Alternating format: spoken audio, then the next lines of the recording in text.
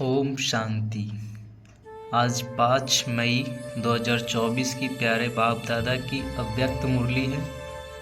Revise है 15 नवंबर 1999। आज की मुरली का सार है बाप समान बनने का सहज पुरुषार्थ, आज्ञाकारी बनो। और आज बाप दादा कहते हैं कि बाप दादा अपने होली हंस मंडली को देख रहे हैं। हर एक बच्चा होली हंस है, सदा मन में ज्ञान रत्नों का मनन करते रहते हैं। होली हंस का काम ही है व्यर्थ के कंकड़ को छोड़ना और ज्ञान रत्नों का मनन करना। एक एक रत्न कितना अमूल्य है। हर एक बच्चा ज्ञान रत्नों की खान बन गए हैं। ज्ञान रत्नों के खजाने से सदा भरपूर रहते हैं। और आगे बाप दादा कहते हैं कि ज्ञान व योग की सहज धारणा का साधन है बाप और दादा के आज्ञाकारी बन चलना। बाप के रूप में भी आज्ञाकारी, शिक्षक के रूप में भी और सद्गुरु के रूप में भी, तीनों ही रूपों में आज्ञाकारी बनना अर्थात सहज पुरुषार्थी बनना, क्योंकि तीनों ही रूपों से बच्चों को आज्ञा मिली है।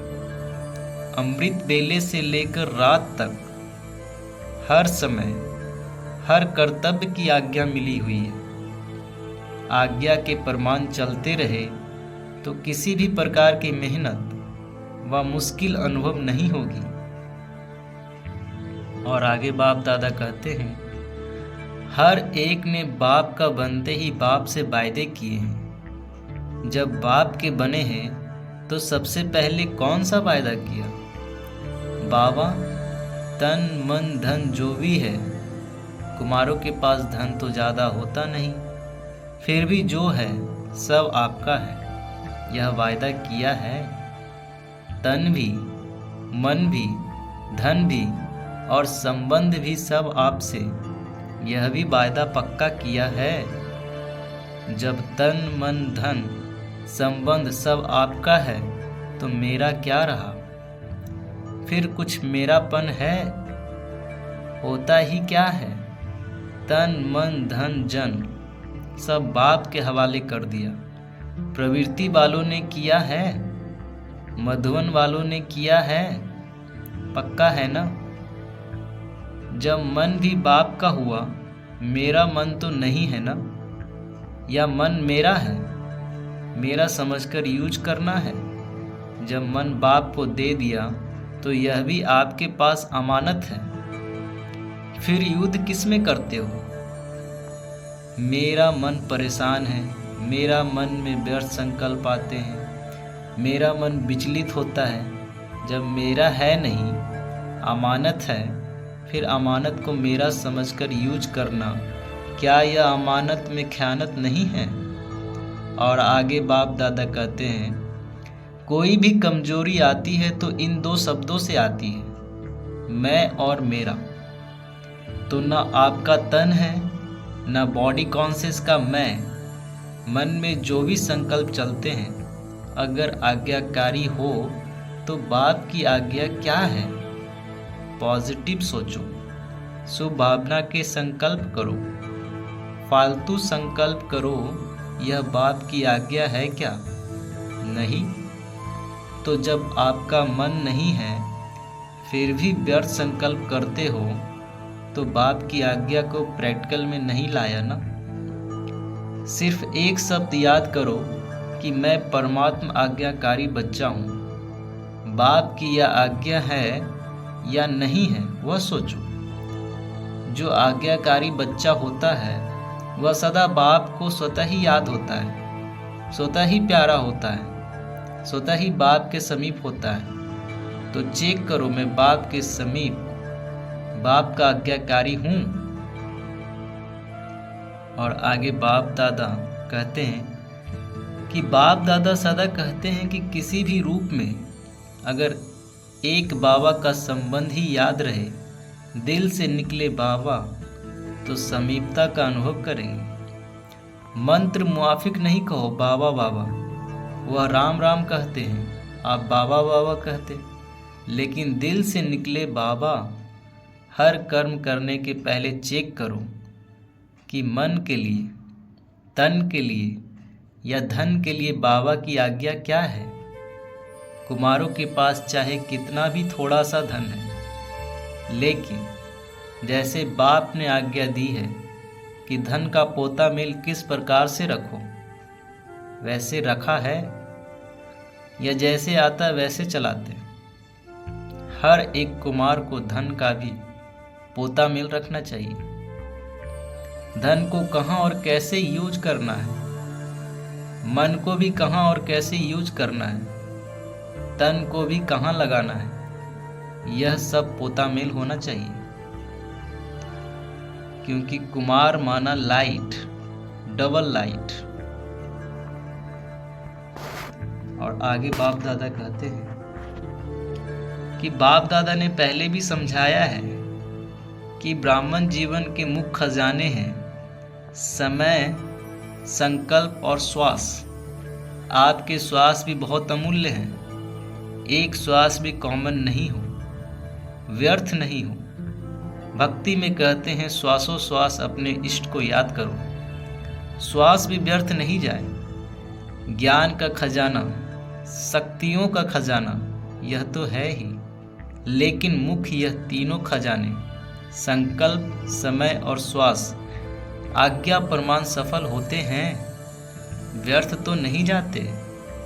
क्योंकि व्यर्थ जाने से जमा नहीं होता, और जमा का खाता इस संगम पर ही जमा करना है। चाहे सतयुग त्रेता में श्रेष्ठ पद प्राप्त करना है, चाहे द्वापर कलयुग में पूज पद पाना है, लेकिन दोनों का जमा इस संगम पर करना है। इस हिसाब से सोचो कि संगम समय की जीवन के छोटे से जन्म के संकल्प, समय, श्वास कितने अमूल्य हैं। इसमें अलवेले नहीं बनना। और आगे बाप दादा कहते हैं, कोई बच्चे ने बाप दादा को उड़ीसा के समुद्री तूफान की रिजल्ट लिख कर दी, यह हुआ, यह हुआ, तो वह प्रकृति का खेल तो देख लिया। लेकिन बाप दादा पूछते हैं कि आप लोगों ने सिर्फ प्रकृति का खेल देखा या अपनी उड़ती कला के खेल में बिजी रहे, या सिर्फ समाचार सुनते रहे। समाचार तो सब सुनना भी पड़ता है, परंतु जितना समाचार सुनने में इंटरेस्ट रहता है, उतना अपनी उड़ती कला की बाजी में रहने का इंटरेस्ट रहा। कई बच्चे गुप्त योगी भी हैं। ऐसे गुप्त योगी बच्चों को बाप दादा की मदद भी बहुत मिलती है, और ऐसे बच्चे स्वयं भी अचल साक्षी रहे और वायुमंडल में भी समय पर सहयोग दिया।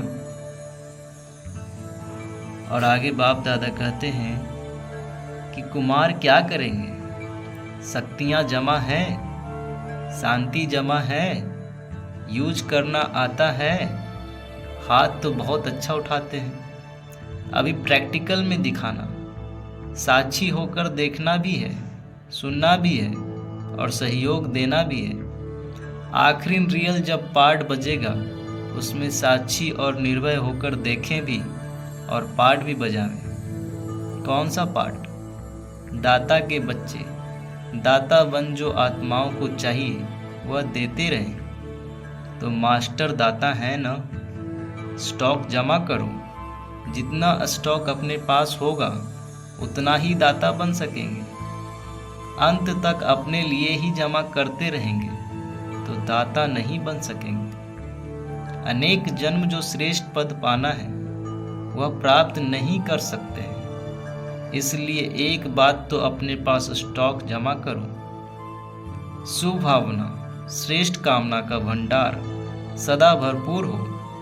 दूसरा, जो विशेष शक्तियां हैं वह शक्तियां जिस समय जिसको जो चाहिए वह दे सको।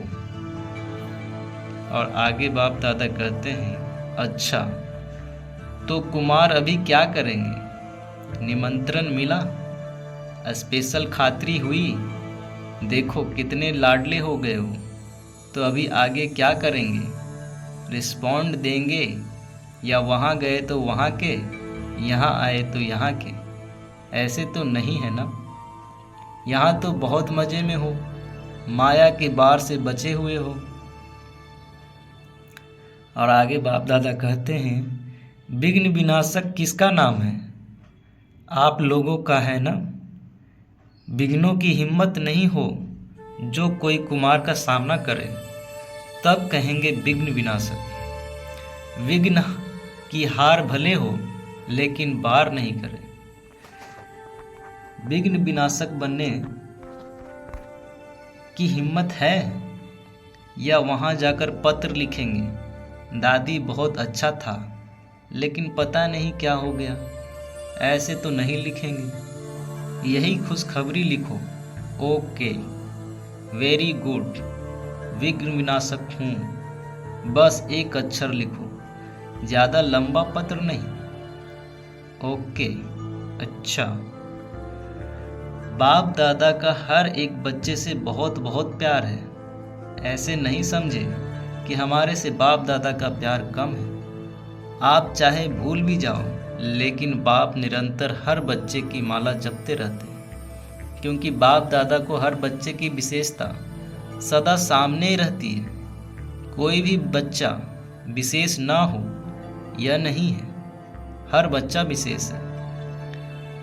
बाप कभी एक बच्चे को भी भूलता नहीं है। और आज का वरदान है, सदा रूहानी स्थिति में रह दूसरों की भी रूह को देखने वाले, रूहानी रूहे गुलाब भव। डिटेल है, रूहे गुलाब अर्थात जिसमें सदा रूहानी खुशबू हो। रूहानी खुशबू वाले जहाँ भी देखेंगे, जिसको भी देखेंगे तो रूह को देखेंगे, शरीर को नहीं। तो स्वयं भी सदा रूहानी स्थिति में रहो और दूसरों को भी रूह को देखो। जैसे बाप ऊंचे ते ऊंचा है, ऐसे उसका बगीचा भी ऊंचे से ऊंचा है। जिस बगीचे का विशेष श्रृंगार रूहे गुलाब आप बच्चे हो। आपकी रूहानी खुशबू अनेक आत्माओं का कल्याण करने वाली है। और आज का स्लोगन है, मर्यादा तोड़कर किसी को सुख दिया तो वह भी दुख के खाते में जमा हो जाएगा। अच्छा, ओम शांति।